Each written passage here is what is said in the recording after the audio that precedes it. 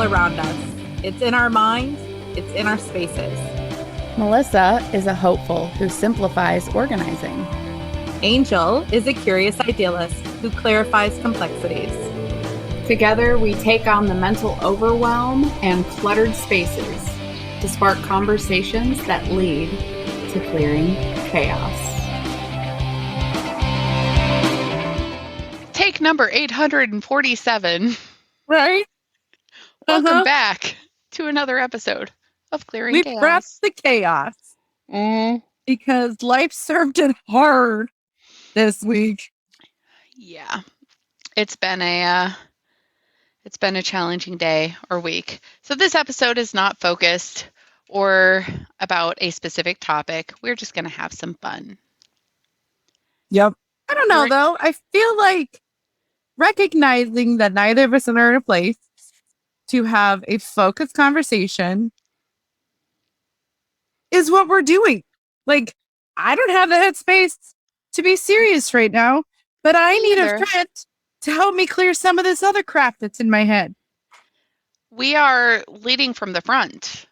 Yes. We're being the example of what to do when you need some chill space. Yes. Start a podcast with a friend, grab the wine, and let's see what happens. Hit it, Angel. All right, let's rock and roll.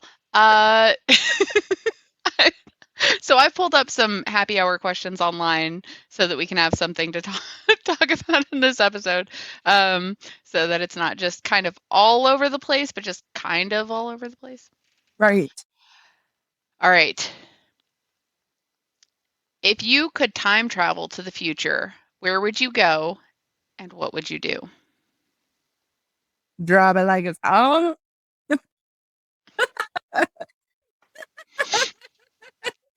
Oh, gosh. I don't know. Okay, you take that one and I'll think about it. Okay. I would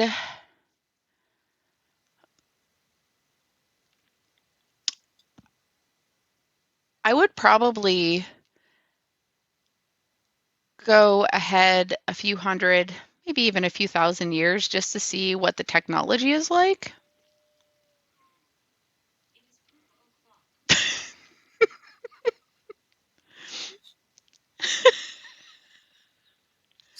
Is it going to be trippy technology? Apparently. So we have a warning light change at 8 o'clock in our house. That's the I'm going to turn into a pumpkin warning. So you are a pretty pumpkin. Thanks. No. So if I could travel ahead in time, I'd probably go ahead a few thousand years. And I would want to see like what the technology is like, what kind of advancements we've made. Just thinking about all of the things that have happened over the last couple hundred years, I'm really curious to know like what that space is going to look like in the future. Okay. That's fair. You're more techie than I am, so that kind of fits my brain in the angel world. What about you? I want to see if humanity gets to having hard conversations and being real with each other instead of how can we divide more. I want to go to that spot in time. Oh, well, we already know what's going to happen there. Human nature. Look at the last few thousand years. We already know where that's headed. But we've grown. We have grown.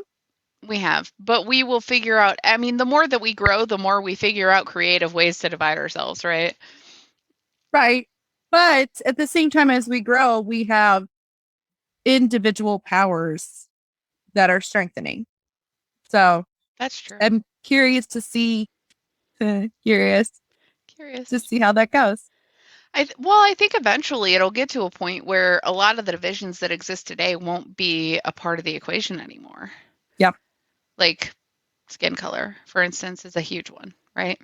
But eventually, as we develop as a human race, like there won't be as much of a division in that because so many people interact with each other that eventually there won't be so many huge divisions in what color that is. We will see. I guess so. we'll just have to see. We'll take like episode 5 bazillion and 2 will be the future episodes. After we go into our cryo chambers for a few years, a few thousand years. I mean, I don't know exactly what that looks like, but after I jump ahead a few thousand years and then come back, we'll know. Right. So we can talk right about now. it That just looks cold. All right. Next question. What's a fun fact that nobody knows about you, Melissa? Oh, that's not fair. I just answered that on a podcast like a week or so ago. So I have maybe somebody will hear it that didn't hear that one. Oh, well, that one was, I absolutely love karaoke, but I love to do karaoke and sing opera while doing it. I heard that. I just watched that episode the other day. Yeah, that was on Coffee great. with Carrie. It was pretty great. I got stuff for not singing like on air. I was like, that's really loud. I just did you all a service by not singing super loud in your ears because it's one of those like, no. All right, turn the gain down on your mic and let's hear it. Right. Yeah, I don't know how to do that. I need my technology friend for that. We'll work on that. Maybe in the future. The next happy hour episode we do. I definitely think at least once a month we need to have a happy hour to be humans. Deal. Okay, so we'll skip that one for now. I need your hidden. Excuse me, ma'am. You didn't answer the question. Oh.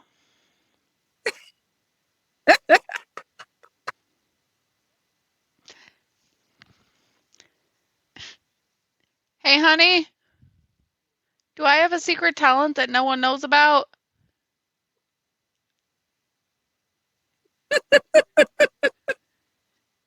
He says yes. What is it? Oh, it's about to get dirty. Oh, no, not safe for podcasting. All right, so moving right along.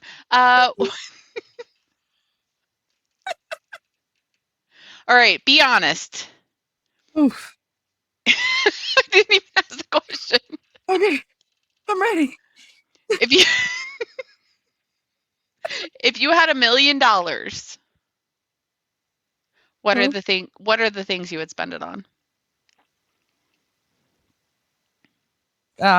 I would be debt free and invest so I didn't have to work for anything but myself again.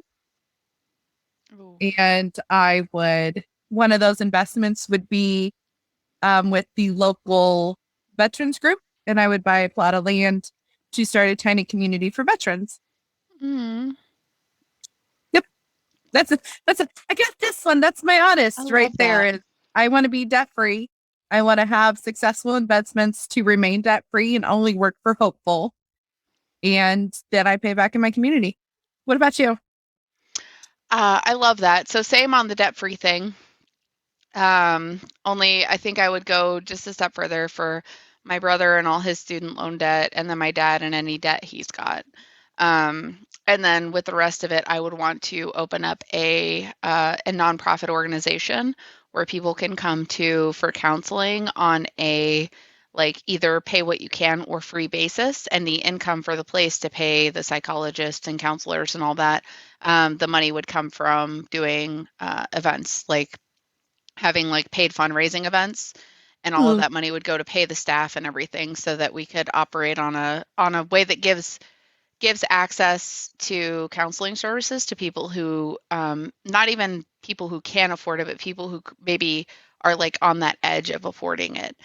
Because you've got free counseling services for people who are on the lower end of the spectrum, and then people on the higher end of the spectrum can pay for it. But people that are in that middle range don't necessarily have the resources to put towards it. And so I would want to make those kind of services available for free for people that are in that middle range.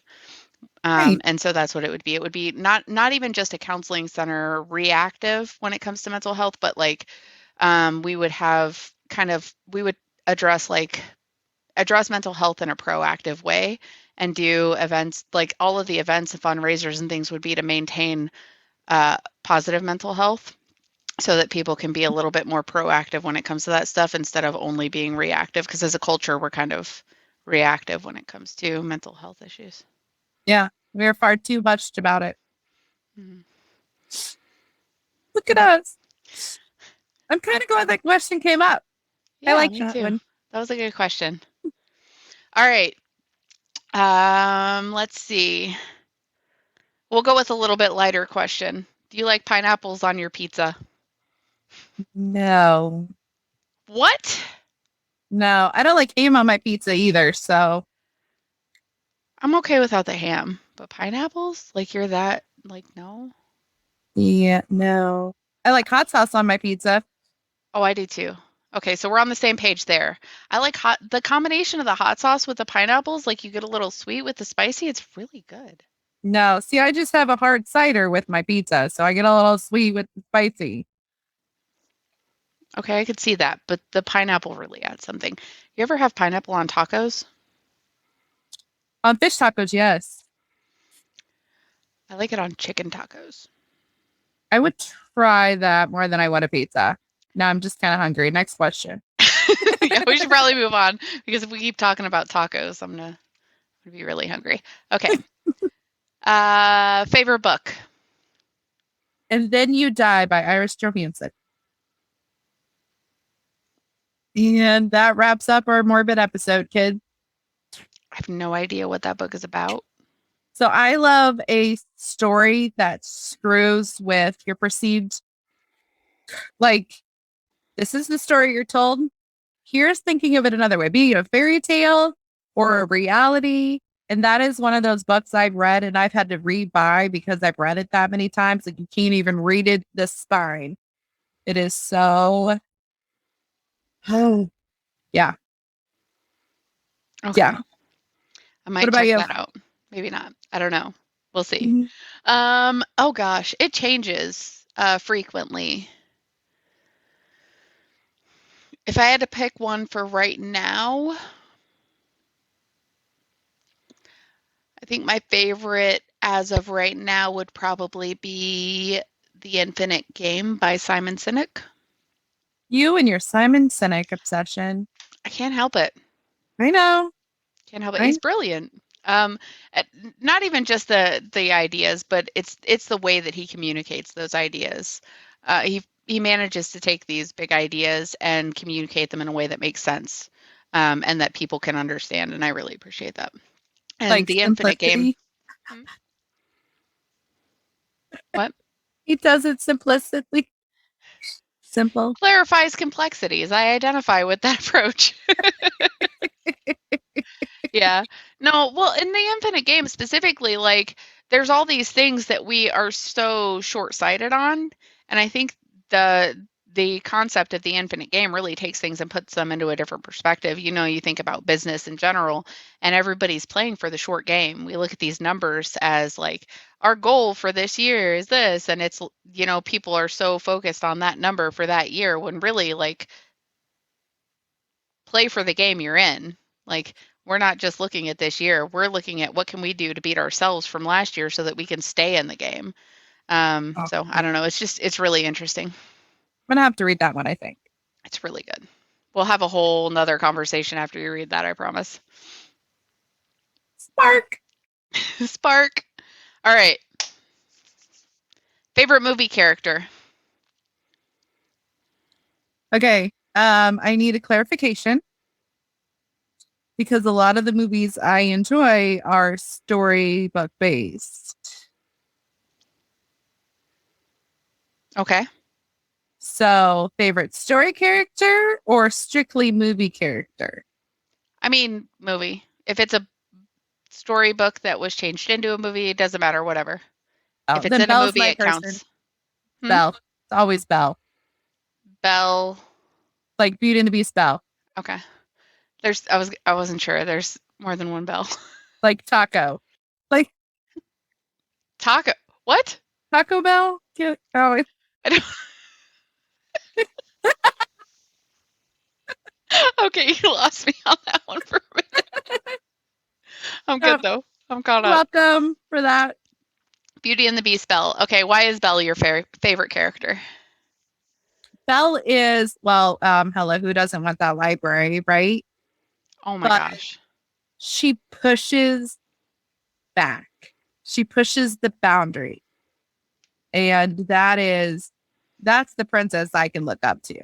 Not one that's looking to be married, but one that's looking for an equal that fills all of her buckets of, no, I want to do this, this, and this. Do you check the boxes? Next, please. I So, like that. I like yeah. that. She does kind of like beat to the, she has, what's the term? I'm not going to try to reach your mind. Dances to the beat of her own drum? Yeah. Okay. I call her smart and pretty. That's what I call myself. We're smart and pretty. It's fine. No, but to your point, like she definitely doesn't follow the typical or stereotypical definition of like princess.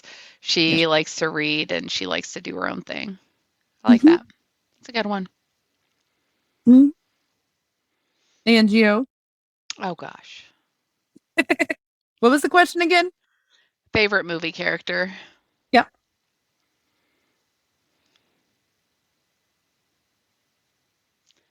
Hey, honey. Who's my favorite movie character?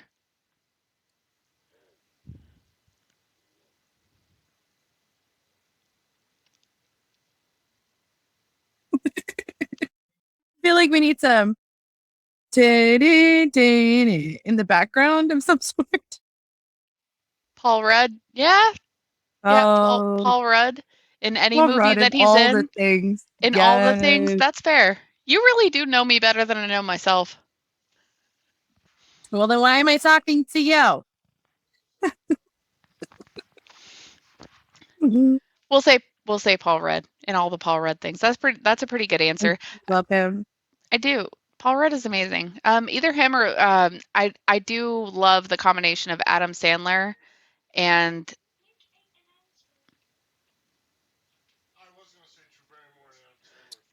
you were Drew Barrymore and Adam Sandler together. Yes. The combination of them together is really on and off stage. Mm-hmm. Because they're truly connected on and off stage. And I think that really, yes. Mm-hmm. But I do like Paul Rudd. I would sit down and have a beer with him because it would be hilarious. Absolutely. Me too. Mm-hmm. Mm-hmm. Be fun just to hang out with. Yeah. All right. Let's see what else we got here. If you were sent into the universe of the last video game you played, where would you be?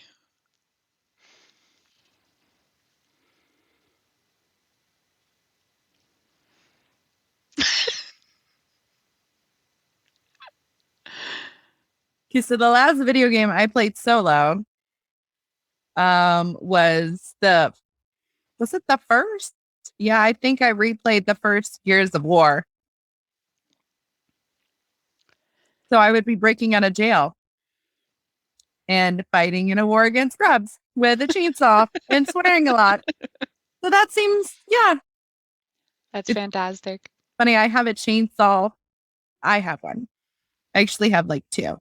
But it's scary for the people in my life. And I'm like, yes, I'm gonna go. I'm gonna work outside today. Oh no, please tell me someone's there when you're using the chainsaw. I'm like, yes, I will have a 12-year-old supervision to call when I do something stupid because I embrace my inner Marcus, which is the lead character of that video game series. Yeah. That's awesome. Mm-hmm. That's actually one of the inspirations on my book tattoo. Like my tattoos on this arm are like book covers, and they're all like stories I like to go on adventures, and New Hope is one of them. That's awesome. I'm Okay, so glad we're friends. I know, right? I bring the weird to the table. I think we both do a little bit. Last video game. If I were sent into the universe of the last video game I played. Into the universe of the last video game I played. Oh. I think the last video game that I played is Valheim. Do you know Valheim? Mm, So, I do.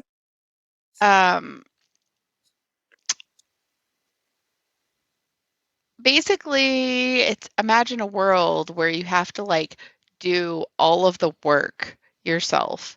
So you The have to like motherhood. chop the logs in order to make the house, in order to make the fire. You have to kill the stuff in order to make the food. And so there's like a LAN version of that game. Me and my husband and my son, we all played together. And So it's like that survival game type of thing. um, well, it's kind of like it's like a lot of the MMORPGs that you might play like out with other people, but there's a local area network version of it where you can just play within your own circle kind of thing. And so me, my husband, and my son, we built up like a log cabin, and we like had little notes on the signs for like whose bed was who, and it was super cute.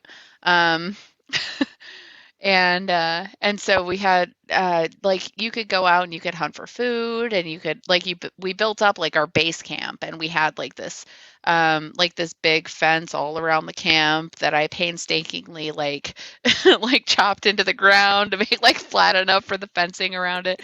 And then these big huge like giant ogre things came and knocked half of it down, and we rebuilt it. Oh, And so things were going pretty smooth until the day that we were trying to wander out to like another area.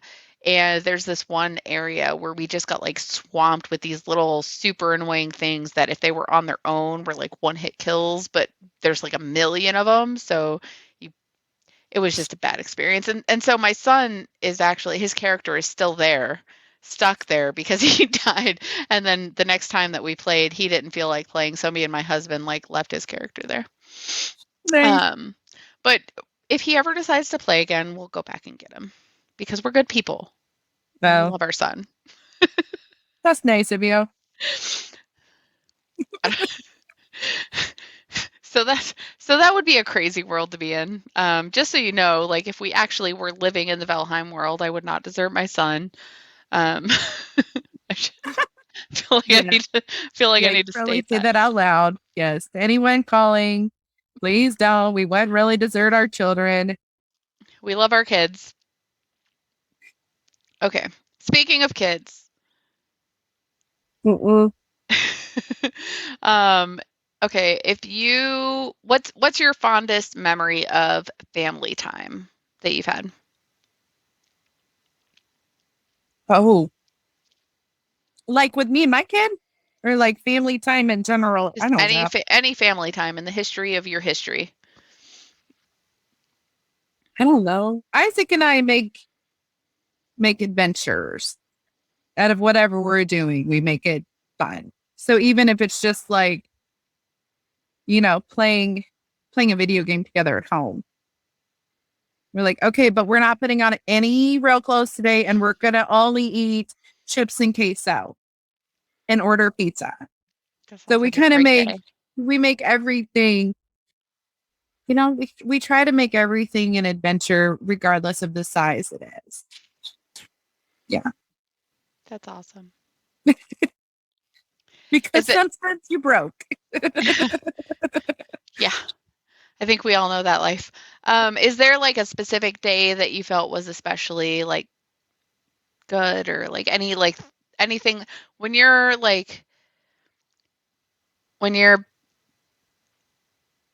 old and gray and your son has kids and the kids come to you and say, "Grandma, tell us about when Dad was a kid." Like what's like a good family memory that you would want to share with them? I'm going to be that grandma. Let's just Snap. be honest. I don't know. Isaac and I have been fortunate enough to do many things together. When he did Taekwondo, I would participate every May because you could for free as a mom for Mother's Day all month. Aw. So my not small self would be out there even when he was doing his black belt training, and I had to do like the 2-minute sparring and the 2-minute fit testing, and I'm like, they're gonna leave me to die for 2 minutes kind of thing. But like we went to DC a few years ago for the Korean War conference. So him and I got to go. And so then we stayed a little extra and we would sneak away and go explore the city, but we had to hit every single ice cream, cart, which is like every corner. So we had like 6 ice cream one day and there was a guy twitching out on the subway. And so we would still talk about those things. I was like, okay, now you remember why drugs are bad, buddy, because you'll be talking to yourself in the window. So, I mean, That's awesome. It's things like that. I mean, even to the point of, buddy, you remember when you yelled from the shower, do I want to see your hair down there? And I told you no. So it's those kinds of stories that I will be that grandma that shared. Oh, Because that's I feel awesome. like that's my job. Yeah. There's not just one memory. There's a whole, little things, all the little things.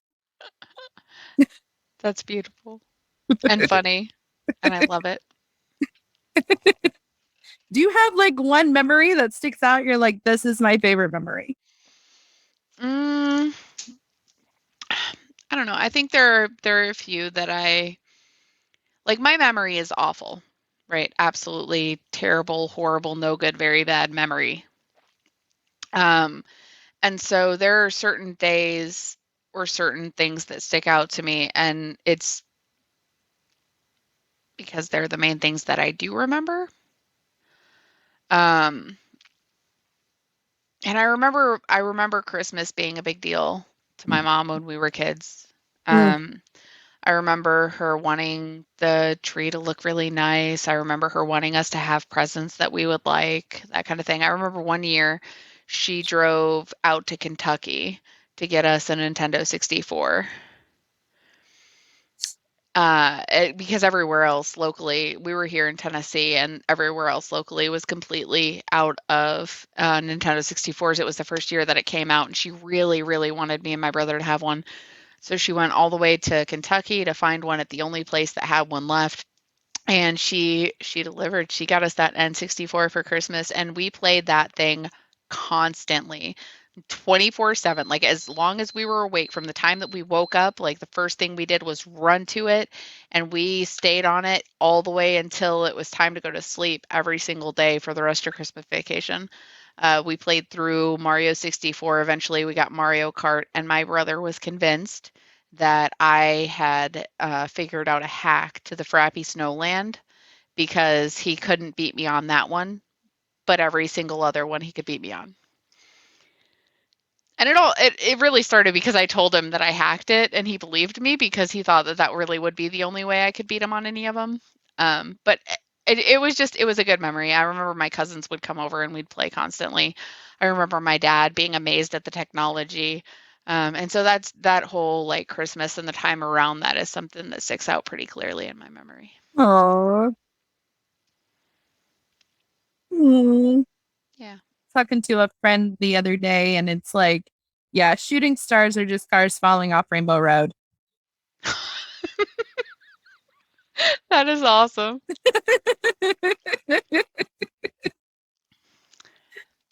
I think that's a good place for us to close this one up. I think so. Rainbow Road. Rainbow Road. This has been a great conversation. I think so. I think we need And a it. lot of fun. Yes. Yeah. I think this was awesome. Mm-hmm. Thank you for being you. Cheers, my friend. Jinx. I was just going to say that.